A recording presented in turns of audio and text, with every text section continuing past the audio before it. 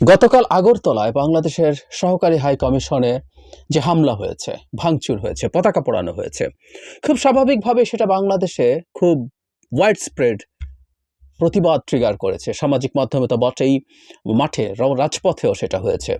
ঢাকা ইউনিভার্সিটিতে ছাত্ররা একত্র হয়েছেন, দলে দলে প্রতিবাদ করেছেন, মিছিল করেছেন, স্লোগানে ভরিয়ে তুলেছেন।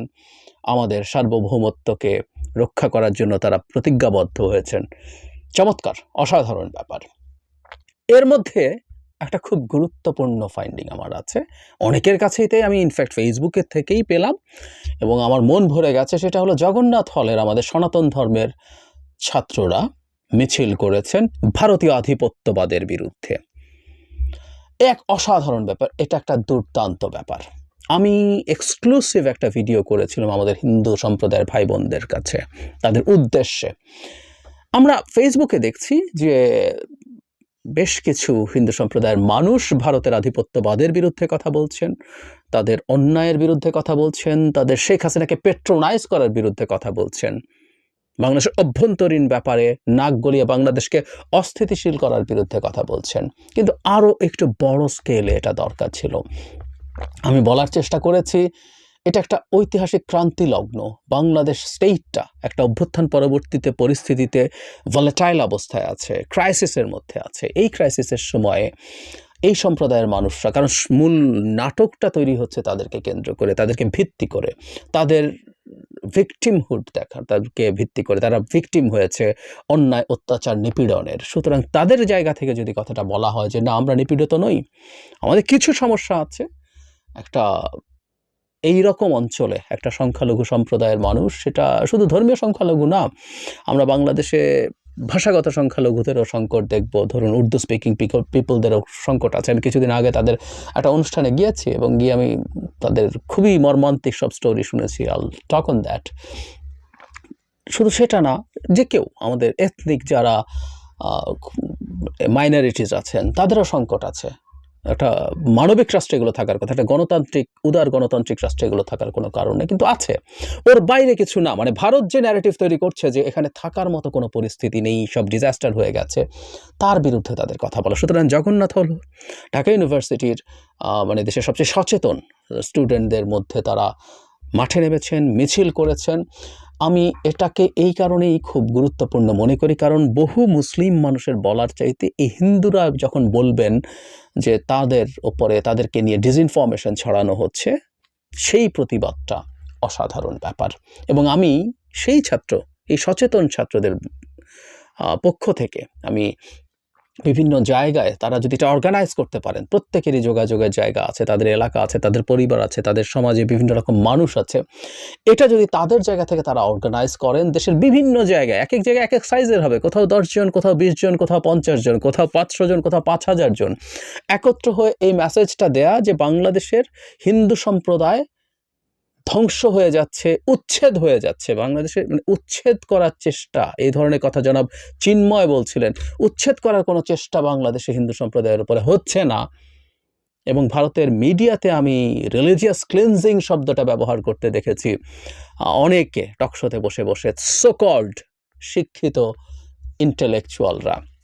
সো এগুলো বাংলাদেশে হচ্ছে না, এটাকে ডিনাউন্স করা এবং ভারতকে বাংলাদেশের হিন্দু সম্প্রদায়ের মানুষের রাইট নিয়ে, তাদের সমস্যা নিয়ে কথা বলতে বারণ করা, যে আমরা যথেষ্ট আমাদের অধিকার অর্জন করার জন্য, এবং আমাদের দেশের মুসলিম ভাই বোনরা আমাদের পাশে আছেন, পাশে থাকবেন, তারা আমাদের অধিকার রক্ষার জন্য লড়াই করবেন।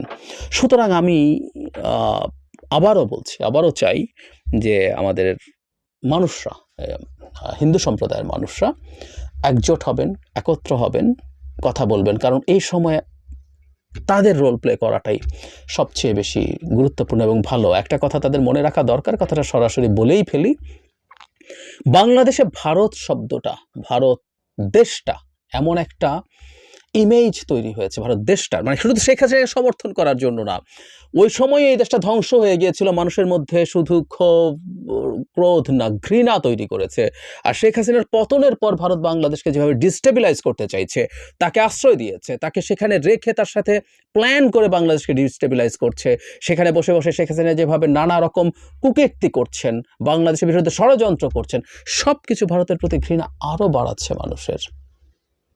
সুতরাং ভারত যার পক্ষে কথা বলতে আসছে, সে কিন্তু বা তিনি কিন্তু খুব বাজেভাবে ট্যাগড হচ্ছেন, তিনি এই সমাজে মানুষের কাছে আরও ঘৃণিত হবেন। সুতরাং হিন্দু সম্প্রদায় অ্যাজ এ হোল যদি ভারত দ্বারা এন্ডোর্সড হন, হিন্দু সমাজ যদি ভারত তাদের জন্য কথা বলেন, যত বেশি কথা বলবেন, আমি মনে করি এটা তাদের জন্য নেগেটিভ হচ্ছে। এই ব্যাপারটা তারা রিয়েলাইজ করা উচিত। সব কিছু মিলিয়ে প্লিজ, ইটস অ্যান অ্যাপিল, ঐতিহাসিক একটা মোমেন্ট যাচ্ছে, নানা রকম কনফিউশন, নানান রকম মিথ্যাচার, প্রচারণা হিন্দু সম্প্রদায়ের মানুষের প্রতি আছে, যে তারা এই দেশটাকে তাদের দেশ মনে করেন কিনা, এমন প্রশ্ন কেউ কেউ করে ফেলতে আমি ব্যক্তিগত জীবনে দেখেছি। আমি এগুলোকে সঠিক মনে করি না। আমি নিশ্চয়ই বিশ্বাস করি হিন্দু সম্প্রদায়ের মানুষরা নিজেদেরকে এই রাষ্ট্রের মানুষ মনে করেন, তারা এই দেশেই থাকবেন, তারা এই মাটির সন্তান। সুতরাং এই সময়টা এসছে তাদের দেশের জন্য, এই যে তাদের টান, তাদের যে অধিকার বোধ, তাদের যে কর্তব্য, এটা একটা কর্তব্য, সেটা শো করার।